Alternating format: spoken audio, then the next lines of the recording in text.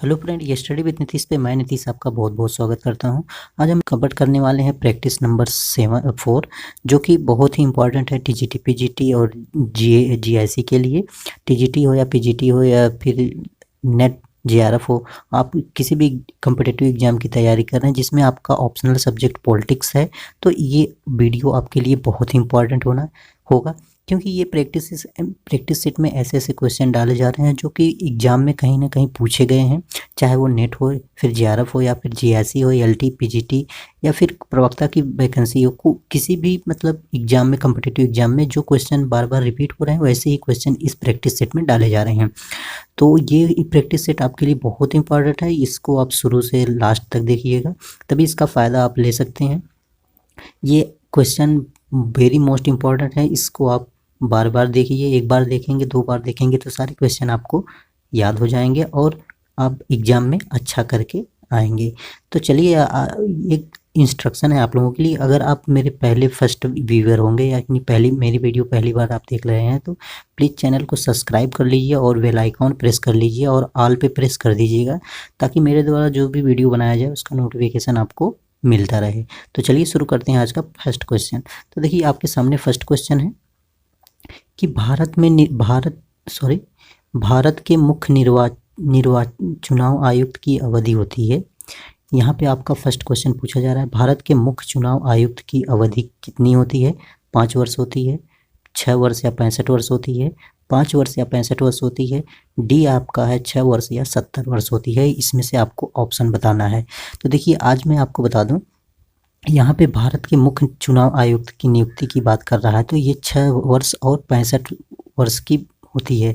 यानी कि अगर आपकी उम्र 65 वर्ष से कम है तो 65 वर्ष ही तक आप जो है मुख्य चुनाव आयुक्त नियुक्त हो सकते हैं, उसके बाद भी नहीं हो सकते हैं। अदरवाइज अगर उससे कम है तो केवल आप 6 वर्ष तक निर्वाचित होंगे, क्या? मुख्य चुनाव आयुक्त। इसको आपको याद रखना है, ठीक है। क्वेश्चन नंबर 2 देखते हैं हम लोग। मुस्लिम लीग ने अलग राज्य पाकिस्तान के लिए सर्वप्रथम आवाज़ कब उठाई थी? 1916 में, 1939 में, 1940 में, 1941 में। तो ये पूछा जा रहा है कि मुस्लिम लीग ने अलग यानी कि पाकिस्तान के लिए अलग राज्य की मांग सर्वप्रथम कब उठाई थी, ये आपसे पूछा जा रहा है। तो इसका क्या आंसर राइट होगा, इसको आपको टिक करना है, ठीक है। चलिए, इसका आंसर मैं बताता हूँ। तो देखिए, मुस्लिम लीग ने सर्वप्रथम 1916 में ही, इसका ऑप्शन नंबर ए है कि वर्ष 1916 में ही मुस्लिम लीग ने सर्वप्रथम जो है मांग उठाई थी। किसके लिए? कि भारत से अलग पाकिस्तान राज्य बनाने की मांग को लेकर उन्होंने ये मांग उठाई थी 1916 में, ठीक है। 1916 में ये मांग उठाई थी।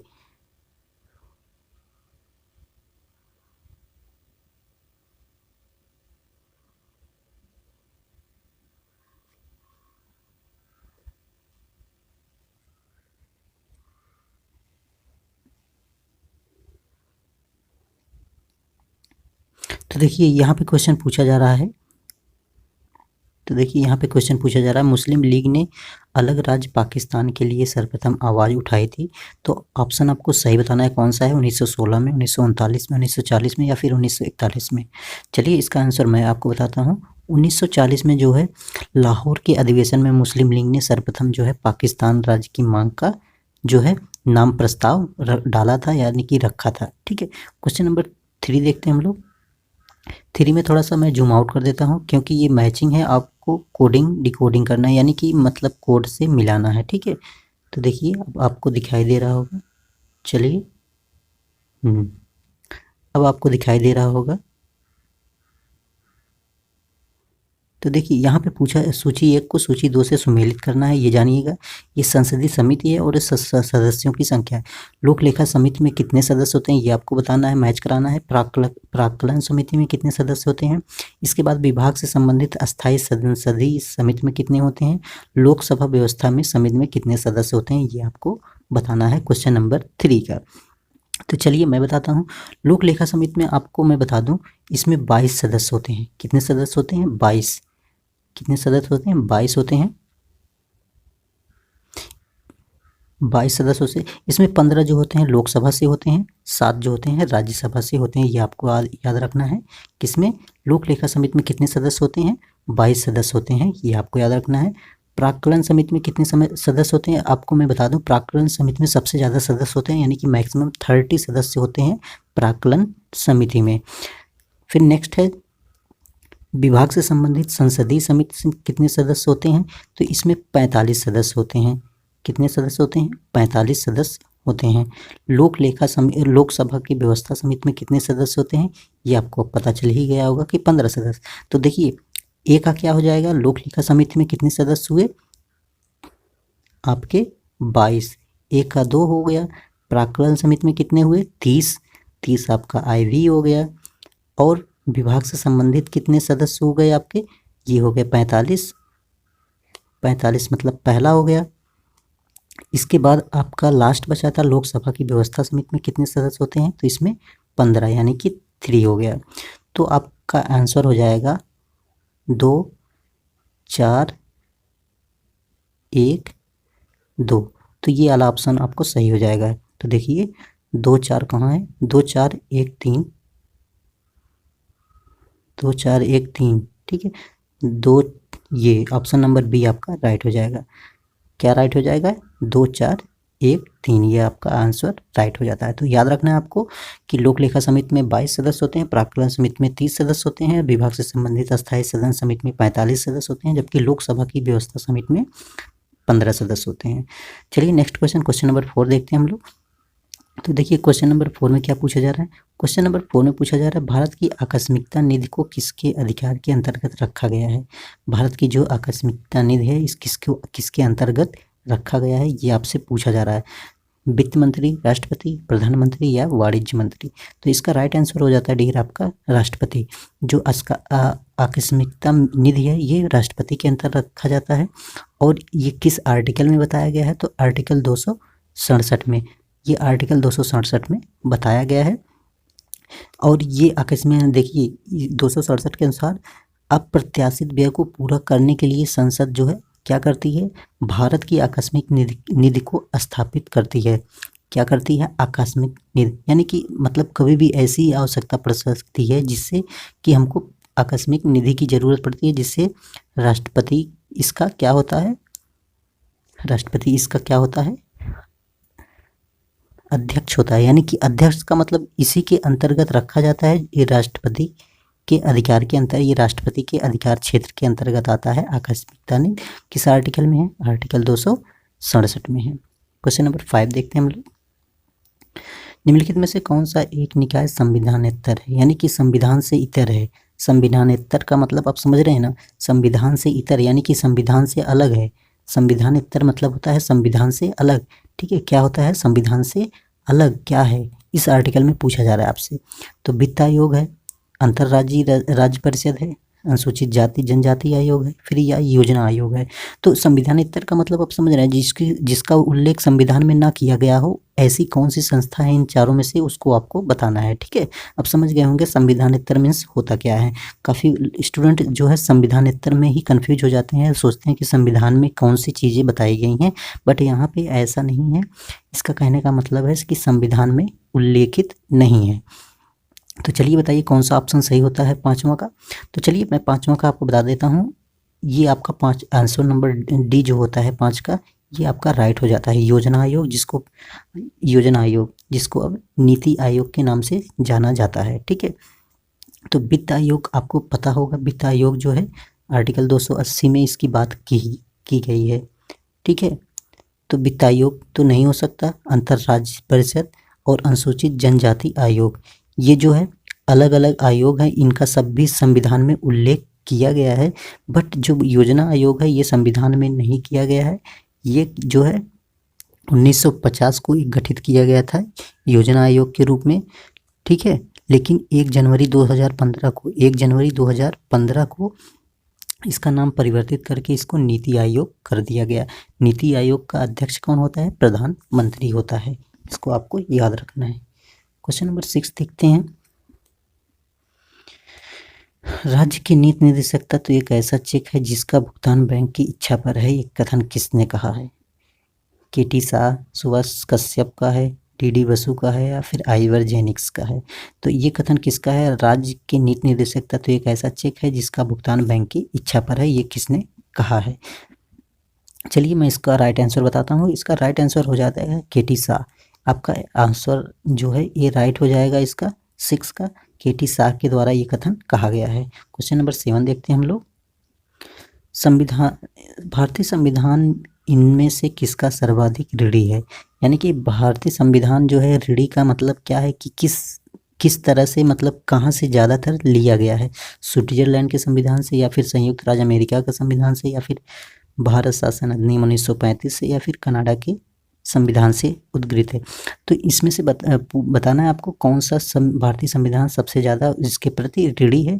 तो इसका आपका राइट आंसर हो जाता है ऑप्शन नंबर सी, कि भारतीय शासन अधिनियम 1935 को ये मिनी कॉन्स्टिट्यूशन भी कह सकते हैं, क्योंकि ज़्यादातर आर्टिकल इन्हीं से लिए गए हैं।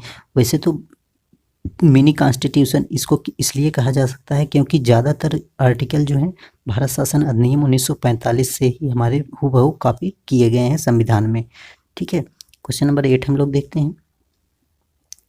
तो क्वेश्चन नंबर 8 में है आपका ये कि कैबिनेट मिशन योजना के सदस्य थे लॉर्ड पैथिक थे, लॉरेंस सेटमर्ट क्रिप्स थे, एवी अलेक्जेंडर थे, या फिर स्टेफर्ड क्रिप्स थे, अलेक्जेंडर लॉर्ड और लॉर्ड वेवल थे।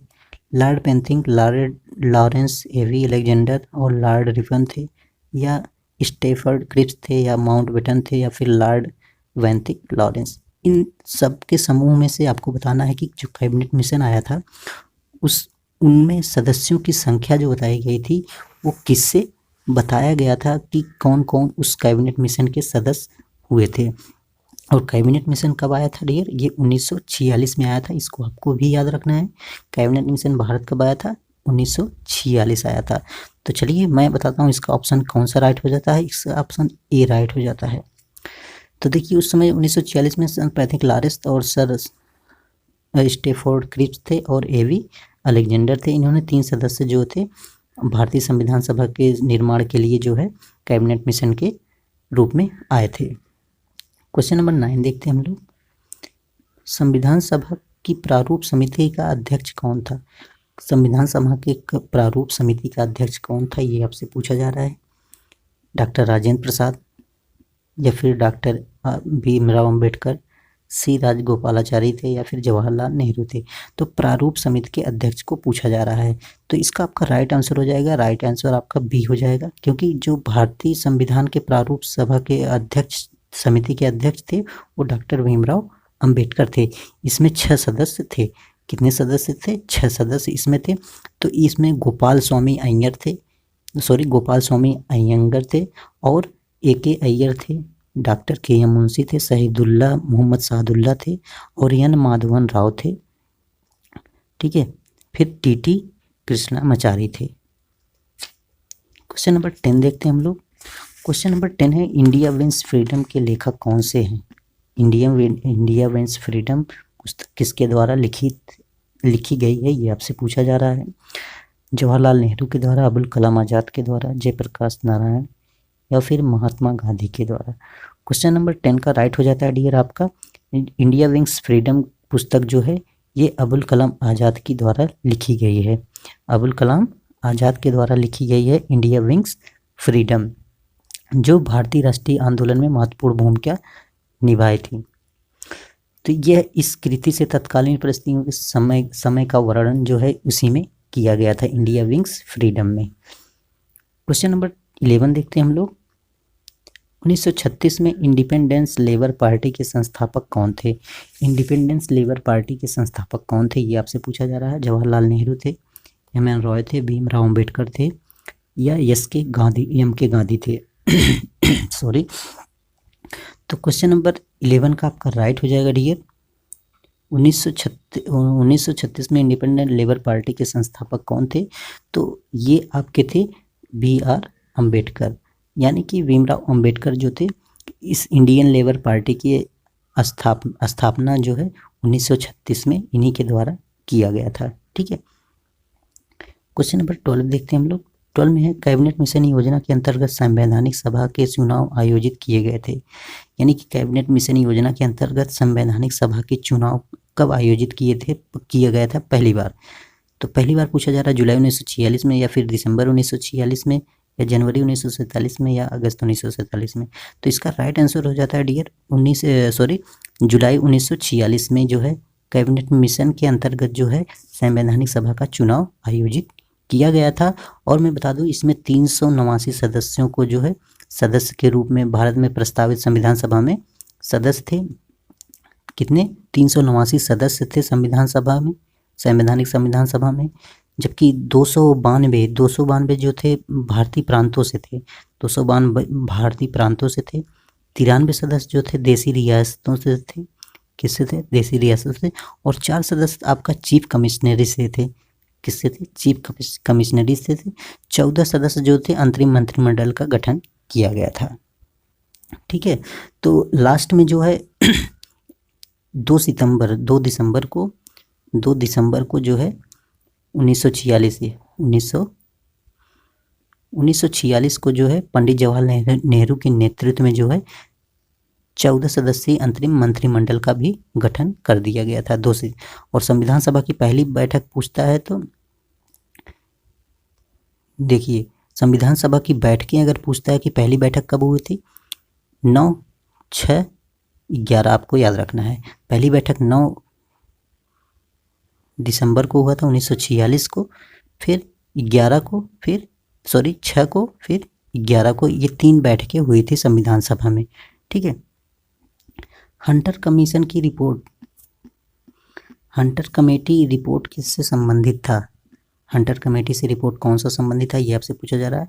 1857 के विद्रोह से, 1896 से 97 के अकाल से, जलियांवाला बाग के दुख से, या फिर बंगाल विभाजन के। क्वेश्चन नंबर 13 में पूछा जा रहा है कि Hunter committee report Jallianwala Bagh किससे संबंधित था। तो ये मैं आंसर आपको बता दे रहा हूँ कि ऑप्शन आपका सी राइट हो जाएगा। ये जलियांवाला बाग जब हत्याकांड हुआ था 1919 में, उसी से संबंधित जो है जांच की रिपोर्ट के लिए जो है जलियांवाला बाग के लिए हंटर कमेटी का गठन किया गया था। ठीक है, हंटर कमेटी का गठन किया गया था, जिसमें 8 सदस्य थे, जिसमें 5 अंग्रेज और 3 भारतीय सदस्य शामिल किए गए थे। नेहरू समर्थक थे क्या? नेहरू समर्थक कौन थे? पूंजीवादी थे, या फिर साम्यवादी थे, लोकतांत्रिक समाजवाद थे, या अराजकतावाद? नेहरू देखिए, आपको भारतीय लोकतांत्रिक राज्य का उनको जन्मदाता माना जाता है। तो नेहरू जो थे, इसका आपका ऑप्शन सी राइट हो जाएगा, लोकतांत्रिक समाजवाद के समर्थक थे। कौन थे? लोकतांत्रिक समाजवाद के समर्थक थे। यानी कि भारत में लोकतांत्रिक समाजवाद लाने का श्रेय किसको जाता है? तो हमारे पंडित जवाहरलाल नेहरू को जाता है। क्वेश्चन नंबर 15 देखते हैं हम लोग। सामाजिक आंदोलन और उनकी श्रेणी के त्रुटिपूर्ण युग्म को पहचानिए। इसमें से गलत कौन सा है? तेभागा आंदोलन किसान आंदोलन से संबंधित है, या फिर सतनामी आंदोलन जनजातीय आंदोलन से संबंधित है, चिपको आंदोलन पर्यावरण से संबंधित है, या फिर निर्भया आंदोलन नारीवादी से संबंधित है? तो इसमें रॉन्ग क्या है, यानी कि गलत क्या है, ये आपको बताना है। तो देखिए, मैं आपको बता दूं, इसका ऑप्शन नंबर बी राइट हो जाता है, यानी कि बी जो है यहाँ पे गलत दिया गया है। ये जो है सनातनी आंदोलन सामाजिक आर्थिक विषमता से था, ना कि जनजातीय आंदोलन से था। सामाजिक आर्थिक विषमता से संबंधित आंदोलन था। ठीक है, और ये जो आर्थिक विषमता है, ये गुरु घासीदास ने अपने समय में सामाजिक आर्थिक विषमता से समाप्त करके मानव का एक संदेश दिया था। तो तेभागा आंदोलन किसान से संबंधित है, चिपको आंदोलन पर्यावरण से संबंधित है, आपको पता होगा सुंदरलाल बहुगुणा। फिर निर्भया आंदोलन जो है नारीवादी आंदोलन से संबंधित था। तो क्वेश्चन नंबर 16 देखते हैं। क्वेश्चन नंबर 16 में है, निम्नलिखित में से किसने यह कहा कि जो लोग यह कहते हैं कि धर्म का राजनीति से कोई लेना देना नहीं है, वे धर्म का अर्थ नहीं जानते। बहुत ही इंपॉर्टेंट कोटेशन है। तो इसका राइट आंसर मैं आपको बता दूं, अरविंद घोष, सुभाष चंद्र बोस, या फिर एम.के. गांधी, या फिर एम.एन. रॉय, कौन है? तो इसका राइट आंसर हो जाता है आपका एम.के. गांधी, यानी कि मोहनदास करमचंद गांधी थे जिन्होंने ये कोटेशन दिया था। मोहनदास करमचंद गांधी और टॉलस्टॉय को जो है दार्शनिक अराजकतावाद के नाम से जाना जाता है। क्वेश्चन नंबर 17 हम लोग देखते हैं। कौटिल्य के मंडल सिद्धांत में मंडल निर्माण करने वाले राज्यों की संख्या है। कौटिल्य के मंडल सिद्धांत में मंडल निर्माण करने वाले राज्यों की संख्या कितनी थी, ये आपसे पूछा जा रहा है। तो इसका राइट आंसर आपका हो जाएगा ऑप्शन नंबर सी, 12 राज्य थे। कौटिल्य के मंडल सिद्धांत में मंडल निर्माण करने वाले राज्यों की संख्या 12 थी। ठीक है, तो उन 12 राज्यों में 12 मंडलों में देखिए आपका क्या क्या था। मित्र था, शत्रु था, मित्र, शत्रु और मध्यम उदासीन और सहयोग 4 मंडलों का निर्माण किया गया था। जैसे मित्र राष्ट्र, शत्रु राष्ट्र, एक मध्यम और एक उदासीन, फिर बीजगेसु, मित्र राष्ट्र, ऐसे करके 12 राज्यों का उसमें उल्लेख किया गया था। ठीक है, क्वेश्चन नंबर 18 देखते हैं हम लोग। क्वेश्चन नंबर 18 क्या है? मार्क्सवाद को युग का भ्रम कहा। मार्क्सवाद को युग का भ्रम किसने कहा था? एक्टन ने, एरॉन ने, कार्ल पॉपर ने या फिर लॉस्की ने? तो इसका राइट आंसर हो जाता है आपका सी, कार्ल पॉपर ने मार्क्स को युग का भ्रम कहा था। क्वेश्चन नंबर 19 देखते हैं। निम्नलिखित कथन किसका है? अब तक के ज्ञात समाज का इतिहास केवल वर्ग संघर्ष का इतिहास रहा है। बहुत ही इंपॉर्टेंट कोटेशन है और ये प्रसिद्ध कोटेशन है। तो इसमें प्लेटो, लॉक, लेनिन या मार्क्स कौन से राइट हो जाते हैं? राइट आपका मार्क्स, कार्ल मार्क्स हो जाते हैं 19 का। तो 19 का आपका डी राइट हो जाता है, कार्ल मार्क्स। तो कार्ल मार्क्स ने ही कहा अब तक के ज्ञात समाज का इतिहास केवल वर्ग संघर्ष का इतिहास है। क्वेश्चन नंबर 20 हम लोग देखते हैं। किस एक विचारक की यह मान्यता थी कि राज्य एक उत्पीड़न का यंत्र है? हीगेल हैं, कार्ल मार्क्स हैं, हर्बर्ट स्पेंसर हैं या फिर टी.एच. ग्रीन है? तो इसका राइट हो जाता है option number B, Karl Marx ने ही राज्य को एक उत्पीड़न का यंत्र बताया था। कार्ल मार्क्स ने ही वर्ग संघर्ष की अवधारणा भी दिया था और कार्ल मार्क्स वर्ग विहीन राज्य की अवधारणा प्रस्तुत करते हैं और कार्ल मार्क्स जो है साम्यवादी व्यवस्था लाने के पक्षधर हैं। नेक्स्ट क्वेश्चन है, क्वेश्चन नंबर 22 है, ए ट्रीटाइज ऑन लिबर्टी के लेखक कौन है? ये आपसे पूछा जा रहा है। प्लेटो हैं, रूसो हैं, जे.एस. मिल हैं या फिर डी टाकविल हैं? क्वेश्चन नंबर 22 का कौन सा राइट आंसर होगा ये आपको बताना है। ए ट्रीटाइज ऑन लिबर्टी के कौन लेखक हैं? तो ऑप्शन आपका सी राइट हो जाता है, जे.एस. मिल। ऑन लिबर्टी इनकी विश्व प्रसिद्ध जो है एक कृति मानी जाती है। क्वेश्चन नंबर 23 देखते हैं हम लोग। शक्ति का स्थानांतरण हो सकता है न कि इच्छा का, जो कि संप्रभु होती है। किसने कहा? शक्ति का स्थानांतरण हो सकता है न कि इच्छा का, जो कि संप्रभु होती है। ये कोटेशन किसका है ये आपसे पूछा जा रहा है। हाब्स, बोधा, रूसो और ऑस्टिन, इनमें से कौन होते हैं इसको आपको बताना है कौन सा ऑप्शन राइट हो जाता है 23 का।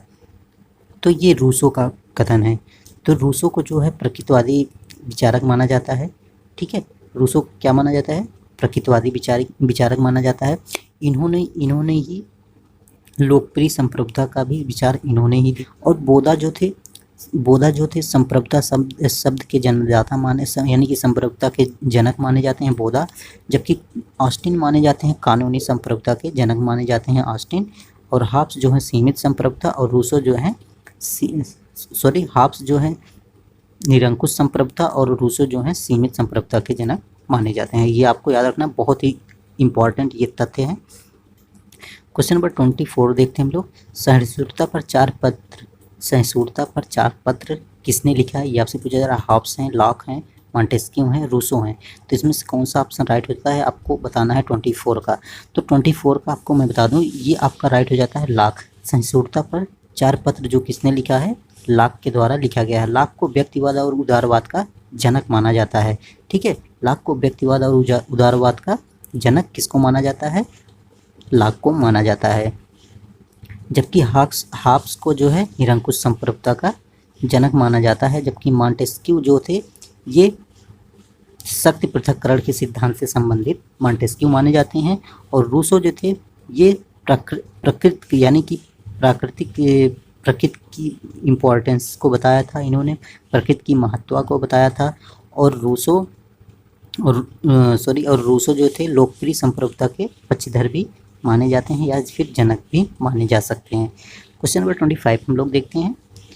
सूची 1 को सूची 2 से सुमेलित करना है आपको। समान इच्छा किसने दिया, असीम संप्रभुता किसने दिया, सीमित सरकार किसने बताया, नव राजनीति।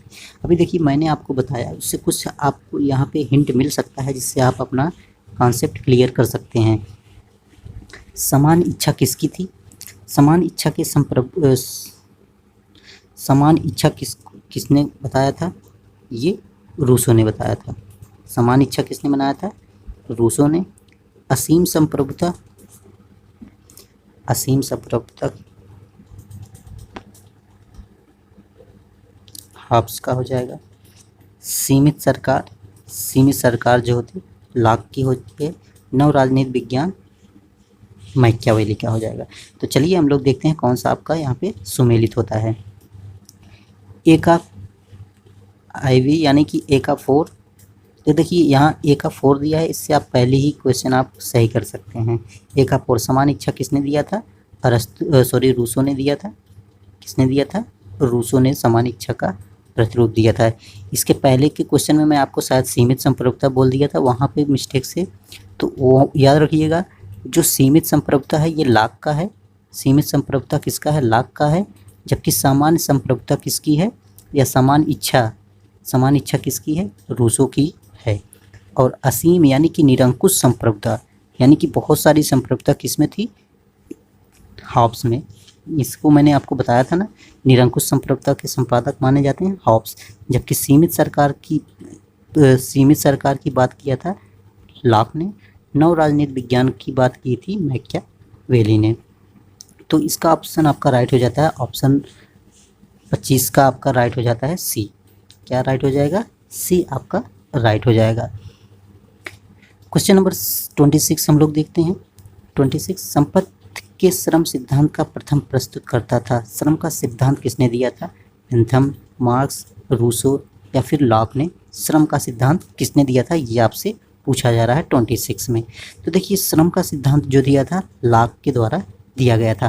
कार्ल मार्क्स के द्वारा जो थे ये साम्यवादी व्यवस्था के पक्षधर थे और राज्य के विरोधी कार्ल मार्क्स माने जाते हैं। ठीक है। बेंथम कौन थे, बेंथम जो थे उपयोगितावाद के जनक माने जाते हैं, ये उपयोगितावादी विचारक हैं। जबकि रूसो जो हैं एक प्रकृतिवादी विचारक माने जाते हैं। भी बताया मैं, समान इच्छा की बात इन्होंने ही की थी। समान इच्छा की बात किसने किया था, रूसो के द्वारा ही किया गया था। तो यहाँ पे आपका राइट आंसर डी हो जाएगा, लॉक होगा। श्रम सिद्धांत का प्रथम प्रस्तुतकर्ता कौन था, लॉक को माना जाता है। तो देखिए लॉक ने कहा था संपत्ति प्रत्येक व्यक्ति के व्यक्तित्व में विद्यमान है। उन्होंने ही, लॉक का मानना था कि प्रकृति के उत्पादन स्वयं में संपत्ति नहीं है, उसमें जब व्यक्ति अपना श्रम मिला देता है तो संपत्ति उसकी हो जाती है। अतः संपत्ति व्यक्ति का उत्पाद है, इसे लेबर थ्योरी ऑफ वैल्यू कहते हैं। क्वेश्चन नंबर 27 देखते हैं हम लोग। यह किसने कहा कि लेवियाथन आंग्ल भाषा में लिखी गई राजनीतिक दर्शन की महानतम और संभवतः एकमात्र अति उत्तम रचना है, या हॉब्स की लेवियाथन राजनीतिक दर्शन की श्रेष्ठ कृति है। ये कोटेशन किसने कहा था, आक्साट हैं, सेवाइन हैं, डनिंग हैं या फिर बार्कर हैं। 27 का आपका राइट हो जाएगा ऑप्शन नंबर ए। तो ये जो होता है ऑक्सफोर्ड ने ही कहा था, हॉब्स की लेवियाथन को राजनीतिक दर्शन की श्रेष्ठ कृति माना था ऑक्सफोर्ड ने। क्वेश्चन नंबर 28 हम लोग देखते हैं। 28 में हॉब्स ने जिस सिद्धांत का खंडन किया हुआ है, हॉब्स ने किस सिद्धांत का खंडन किया था, दैवी अधिकार का, तर्क विवेक का, या गति का, या फिर निरंकुशता का। तो हॉब्स ने किसका खंडन किया था, हॉब्स ने दैवी सिद्धांत के खंडन किया था, यानी कि दैवी अधिकार जो था उसका खंडन करते हुए उन्होंने क्या किया था कि प्रकृतिवादी सिद्धांत अपना प्रस्तुत किया था, सामाजिक समझौता सिद्धांत। क्वेश्चन नंबर हम लोग देखते हैं आगे। क्वेश्चन नंबर आपका आ रहा है 29 हम लोग देखते हैं। 29 में पूछा जा रहा है कि निम्न में से कौन सी कृति मार्क्स एवं एंजल्स की है, origin of speech, the essence of Christianity, German ideology, historical inevitability. तो इसमें से कौन सा जो है मार्क्स और एंजल्स दोनों के द्वारा लिखा गया बुक है। तो इसका आपका राइट हो जाता है option number C, German ideology जो है इन दोनों लेखकों के द्वारा मिलकर ये लिखा गया था। क्वेश्चन नंबर 29 का सी राइट आंसर हो जाता है। 30 देखते हैं।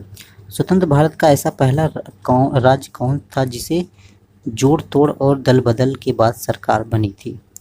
राजस्थान, प्रेप्सू, आंध्र प्रदेश, मद्रास। तो ये पूछा जा रहा है आपको, स्वतंत्र भारत का पहला राज्य ऐसा कौन था जिसमें जोड़ तोड़ और दल बदल के बाद सरकार बनी थी? Question number 30। तो यहाँ पे आपका राइट हो जाता है, क्वेश्चन नंबर आपका 30 का राइट हो जाता है बी, पेप्सू राज्य, यानी कि पेप्सू। तो देखिए, पेप्सू स्वतंत्र भारत का ऐसा राज्य था जहाँ पे जोड़ तोड़ के माध्यम से जो है क्या किया गया था, सरकार का गठन किया गया था। अब पेप्सू से आपको कन्फ्यूजन हो रहा होगा, यहाँ पे पेप्सू से कन्फ्यूजन हो रहा होगा। तो देखिए, पेप्सू से यहाँ पे माना गया था, लेकिन आयोग द्वारा जो है इसके आंसर को मद्रास मान लिया गया था। आंसर में आंसर में पेप्सू था, बट आयोग ने इसके रिवाइज्ड आंसर में मद्रास को माना था। क्वेश्चन नंबर 31 देखते हैं हम लोग।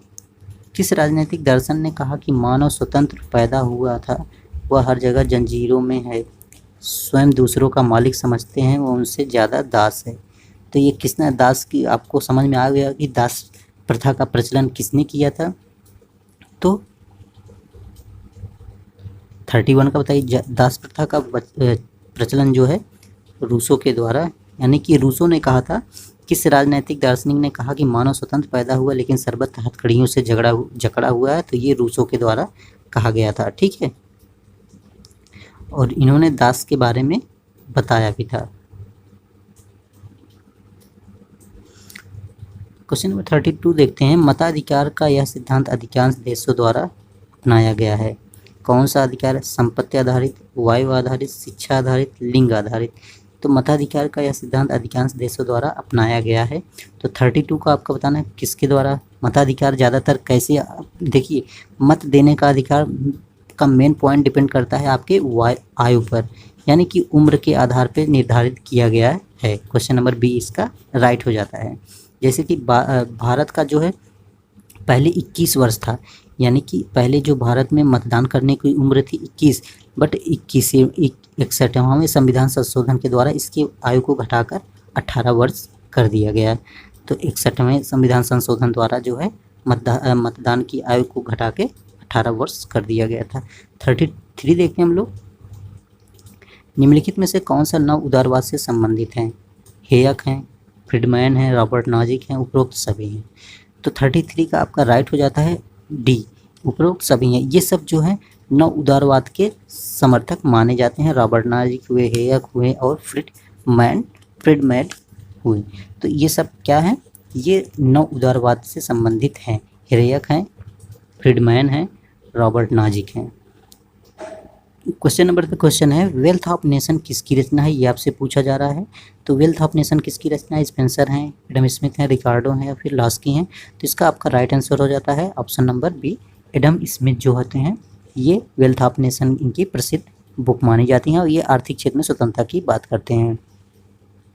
और लॉस्की की बुक है ग्रामर ऑफ पॉलिटिक्स है, इनकी बुक का नाम है grammar of politics.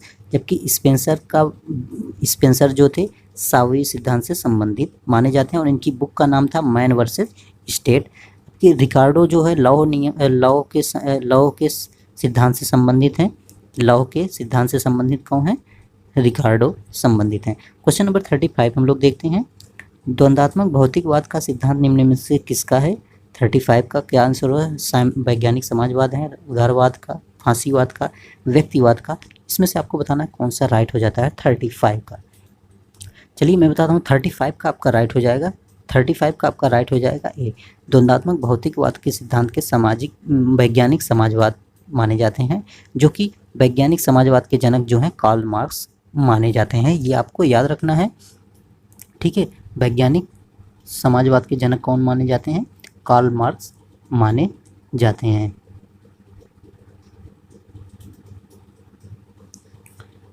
Question number, यहाँ पे मैं आपको बता दूं, उदारवाद के जनक जो होते हैं लाक माने जाते हैं। व्यक्तिवाद के जनक भी लाक माने जाते हैं।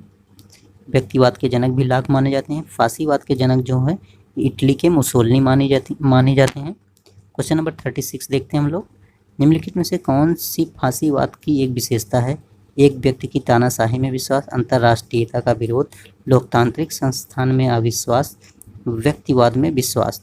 तो इसमें से पूछा जा रहा है कि जो फांसीवाद की एक विशेषता नहीं है, यानी कि फांसीवाद की एक विशेषता नहीं है, व्यक्तिवाद में विश्वास है या फिर लोकतांत्रिक संस्थान में विश्वास या अंतर्राष्ट्रीयता का विरोध, एक राष्ट्र की तानाशाही में विश्वास। तो इनमें से कौन सा नहीं है, ये आपसे पूछा जा रहा है, जो कि फांसीवाद से संबंधित नहीं है।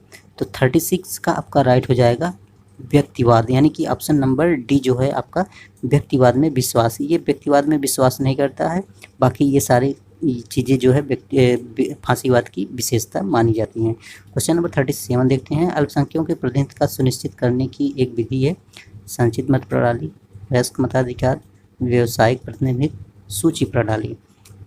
तो अल्पसंख्यकों के प्रतिनिधित्व को सुनिश्चित करने की एक विधि कौन सी है? तो ये विधि सूची प्रणाली मानी जाती है। क्या मानी जाती है? सूची प्रणाली मानी जाती है। अल्पसंख्यकों के प्रतिनिधित्व को सुनिश्चित करने वाली एक विधि क्या है? सूची प्रणाली है। 38 देखते हैं क्वेश्चन नंबर। लोकतंत्र में बहुमत की तानाशाही की अवधारणा किसने अग्रसारित की थी? ग्रीन ने, J.S. मिल ने, थॉमस पेन ने, डी टॉकवेल ने। लोकतंत्र में बहुमत की तानाशाही, यानी कि बहुमत की तानाशाही की अवधारणा को किसने अग्रसारित किया था? 38 का आपका राइट हो जाएगा J.S. मिल। आपका बी राइट हो जाएगा। J.S. मिल जो है इन्होंने ही यानी कि लोकतंत्र में बहुमत की तानाशाही की अवधारणा का प्रतिपादन किया था या आगे बढ़ाया था। अधिनायक तंत्र निम्न में से किसका विलोम है? लोकतंत्र का, आदर्शवाद का, साम्यवाद का, व्यवहारवाद का। तो पहले तो आपको समझना होगा कि अधिनायक तंत्र होता क्या है। तो 39 में आपको अधिनायक तंत्र बता दूं, ये फांसीवाद से संबंधित है। ठीक है, ये अधिनायक तंत्र जो है फांसीवाद से संबंधित रखता है, यानी कि सत्ता एक ही व्यक्ति में निहित मानता है। तो फांसीवाद भी एक ही व्यक्ति में निहित मानता था। तो इसका अधिनायक तंत्र निम्न से किसका विलोम है? तो ये लोकतंत्र का विलोम माना जाता है। किसका माना जाता है? लोकतंत्र का विलोम माना जाता है। कौन? अधिनायक तंत्र। ये आपका राइट क्वेश्चन नंबर 39 का ए हो जाता है। 40 का देखते हैं। लोकतंत्र जनता का, जनता के द्वारा, जनता द्वारा शासन है। लोकतंत्र की यह परिभाषा किसने दी थी? Abraham Lincoln, Beni Prasad, corner या जिन्सबर्ग ने। तो इसका राइट आंसर हो जाता है ए, अब्राहम लिंकन के द्वारा दिया गया था। नेक्स्ट क्वेश्चन देखते हैं हम लोग। 40 हो गया। 41 देखते हैं हम लोग। 41 में यहाँ पे पूछा जा रहा है आपसे, एक मिनट, संसदीय शासन प्रणाली के लिए सर्वाधिक उपयुक्त दल व्यवस्था कौन सी है? एक दलीय, एक प्रधान दल व्यवस्था, बहुदलीय व्यवस्था, द्विदलीय व्यवस्था। तो ये संसदीय शासन प्रणाली के लिए सर्वाधिक उपयुक्त दल की व्यवस्था की बात कर रहा है। कौन सी सबसे महत्वपूर्ण होती है? तो इसका राइट आंसर हो जाता है आपका डी। 41 का राइट आंसर हो जाता है डी, यानी कि द्विदलीय व्यवस्था जो होती है सदनी शासन प्रणाली के लिए सर्वाधिक उपयुक्त मानी जाती है। कानून संप्रभु का आज्ञा है या आदेश है किसने? लॉक, रूसो, ऑस्टिन या गार्नर ने। किसने दिया था? कानून संप्रभु का आदेश है, आज्ञा है किसने बताया था? जॉन ऑस्टिन कानूनी संप्रभुता के सबसे बड़े समर्थक और जनक भी माने जाते हैं। भारत के संविधान में 86वां संविधान संशोधन के पश्चात कितने मौलिक कर्तव्य हो गए हैं? यानी कि 86वें संविधान संशोधन द्वारा मौलिक कर्तव्यों की संख्या कितनी हो गई है, ये आपसे पूछा जा रहा है, जो कि 86वां संविधान संशोधन 2002 में हुआ था। और आपको पता होगा इस अधिकार के द्वारा जो है कौन सा आर्टिकल जोड़ा गया था, ये आपसे कौन सा आर्टिकल जोड़ा गया था ये आपको बताना है। तो इसमें कितने हो गए थे ये तो पता है आपको, 11 हो गए थे। ठीक है, कितने हो गए थे? 11 हो गए थे। तो 11वां मूल कर्तव्य क्या जोड़ा गया था? 11वां मूल कर्तव्य जोड़ा गया था कि 6 से 14 वर्ष के बच्चों को निःशुल्क अनिवार्य शिक्षा का प्रावधान किया गया था। किसके द्वारा किया गया था? वो 86वें संविधान संशोधन 2002 के द्वारा किया गया था। ठीक है, तो इसका आपको बताना है, आंसर बताना है कमेंट सेक्शन में। तो ये कौन सा आर्टिकल था जो जोड़ा गया था 86वें संविधान संशोधन 2002 द्वारा, ठीक है। वो शिक्षा से संबंधित है, मैं इतना हिंट आपको दे दे रहा हूँ। क्वेश्चन नंबर 44 देखते हैं हम लोग। लेक्चर्स ऑन ज्यूरिस्प्रूडेंस पुस्तक के लेखक निम्न में से कौन है? ऑस्टिन है, वार्कर है, लास्की है, मैक्यावर है। तो इसमें राइट आंसर आपका हो जाता है ऑस्टिन जो है। लेक्चर्स ऑन ज्यूरिस्प्रूडेंस पुस्तक के लेखक कौन है? जॉन ऑस्टिन माने जाते हैं, ठीक है। क्वेश्चन नंबर 45 देखते हैं हम लोग। संप्रभुता शब्द का सर्वप्रथम प्रयोग किसने किया था? अब संप्रभुता शब्द का प्रयोग सर्वप्रथम किसने किया था? तो मैंने अभी आपको इसके पहले क्वेश्चन में बताया था, डिस्क्राइब किया था कि बोधा को संप्रभुता का जनक माना जाता है। संप्रभुता के जनक किसको माना जाता है? बोधा को। और रूसो ने समान इच्छा का सिद्धांत दिया था। हाब्स जो थे निरंकुशता का ये समर्थन करते थे। और प्लेटो जो थे, इनकी बुक का नाम था द रिपब्लिक, और ये एक दार्शनिक माने जाते हैं, ठीक है। क्वेश्चन नंबर 46 देखते हैं। आर्थिक स्वतंत्रता के बिना राजनीतिक स्वतंत्रता केवल एक मिथ्या है। यह कथन किसका है? बहुत ही इंपॉर्टेंट है।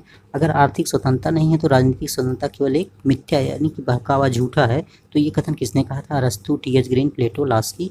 तो 46 का आपका राइट हो जाता है, ये लास्की ने कहा था। किसने कहा था? लास्की के द्वारा कहा गया था। क्वेश्चन नंबर 47 देखते हैं हम लोग। किसने कहा कि स्वतंत्रता समस्त प्रतिबंधों का अभाव है? किसने कहा कि स्वतंत्रता समस्त प्रतिबंधों का अभाव है? वेंथम है, लॉक है, कांट है, सीले हैं। तो इस स्वतंत्रता समस्त प्रतिबंधों का अभाव है, ये कोटेशन किसके द्वारा बताया गया था? तो ये सीले के द्वारा कहा गया था कि स्वतंत्रता समस्त प्रतिबंधों का अभाव है। क्वेश्चन नंबर 48 देखते हैं हम लोग। यह कथन किसका है? स्वतंत्रता और समानता साथ साथ नहीं रह सकते। बहुत ही ये प्रसिद्ध कोटेशन है। स्वतंत्रता और समानता दोनों साथ साथ नहीं रह सकते हैं। डायसी, लॉर्ड एक्टन, वर्लिन या फिर रस्किन है। ये प्रिंट मिस्टेक हुआ है, ये रस्किन है। तो 48 का कौन सा राइट होगा, ये आपको बताना है। तो स्वतंत्रता और समानता दोनों साथ साथ नहीं रह सकते, ये प्रसिद्ध कोटेशन जो है लॉर्ड एक्टन के साथ जुड़ा है। तो इसका ऑप्शन भी आपका राइट हो जाएगा। क्वेश्चन नंबर 49 देखते हैं। इंग्लैंड में लॉर्ड बेवरिज प्रतिवेदन ने जिस राज्य की अवधारणा को प्रकट किया हुआ था। तो इंग्लैंड में लॉर्ड बेवरिज की अध्यक्षता में जो 1943 में 5 बड़ी बुराइयों की गिनती करवाया गया था, यानी कि बताया, उस पर ध्यान देने की बात की गई थी। तो वो किस राज्य के लिए बात कही गई थी, ये आपसे पूछा जा रहा है। तो ये ऑप्शन नंबर डी हो जाएगा, कल्याणकारी राज्य के लिए बताया गया था। और वो जो 5 चीज़ें बताई गई थी, जिसमें बताया गया था कि बेरोजगारी हो, बीमारी को दूर करना, बेरोजगारी को दूर करना, अज्ञानता को दूर करना, भूखमरी को दूर करना और आश्रय भाव को दूर करना। ये सारी बातें बताई गई थी कल्याणकारी राज्य में, जिसको लॉर्ड बेवरिज प्रतिवेदन में दिया गया था। जो कि उस समय इटली जो है, इटली को श्रम सरकार ने इस रिपोर्ट को लागू किया था। तो बेवरिज की अध्यक्षता में इटली के द्वारा ये समिति बनवाई गई थी। क्वेश्चन नंबर 50 देखते हैं हम लोग। कल्याणकारी राज्य की आधुनिक अवधारणा का अग्रदूत कौन है? कल्याणकारी राज्य का आधुनिक अवधारणा का अग्रदूत किसे माना जाता है? ग्रीन को, बेंथम को, लास्की को या फिर गार्नर को? तो 50 का राइट का आंसर आपका हो जाएगा ग्रीन। ग्रीन जो है कल्याणकारी राज्य के आधुनिक अवधारणा का अग्रदूत माना जाता है। किसको? ग्रीन को माना जाता है। क्वेश्चन नंबर 51 देखते हैं हम लोग। निम्नलिखित में से किस एक शब्द का प्रयोग हाब्स द्वारा राज्य को इंगित करने के लिए किया गया था? कॉमनवेल्थ, रिपब्लिक, कम्युनिटी या फिर प्लेटो? हाब्स ने किस शब्द का यूज किया था, ये आपको बताना है राज्य के लिए। तो वो कॉमनवेल्थ का यूज किया था। तो हाब्स जो थे कॉमनवेल्थ का उन्होंने यूज किया था। तो हाब्स की प्रसिद्ध बुक का क्या नाम था? लेवियाथन, ठीक है। हाब्स की प्रसिद्ध बुक का क्या नाम था? लेवियाथन था। क्वेश्चन नंबर 52 हम लोग देखते हैं। राज्य स्वयं एक साध्य है या विचार किसने व्यक्त किया था? 52 का कौन सा? समाजवादियों ने, मार्क्सवादियों ने, फेबियनवादियों ने, आदर्शवादी? राज्य स्वयं एक साध्य है, ये किसने कहा था? देखिए, राज्य को साध्य मानने वाले आदर्शवादी ही माने जाते थे, ठीक है। 52 का आपका राइट आंसर हो जाएगा डी। तो राज्य को एक साध्य मानने वाले कौन थे? आदर्शवादी थे। क्वेश्चन नंबर 53 हम लोग देखते हैं। राज्य एक संसार है जिसमें आत्मा अपने लिए जिसे आत्मा अपने लिए बनाती है, कथन किसका है? एपिफालेट, हीगल, प्लेटो, जो उपरोक्त में से कोई नहीं। तो 53 का आपका राइट हो जाता है ऑप्शन नंबर बी।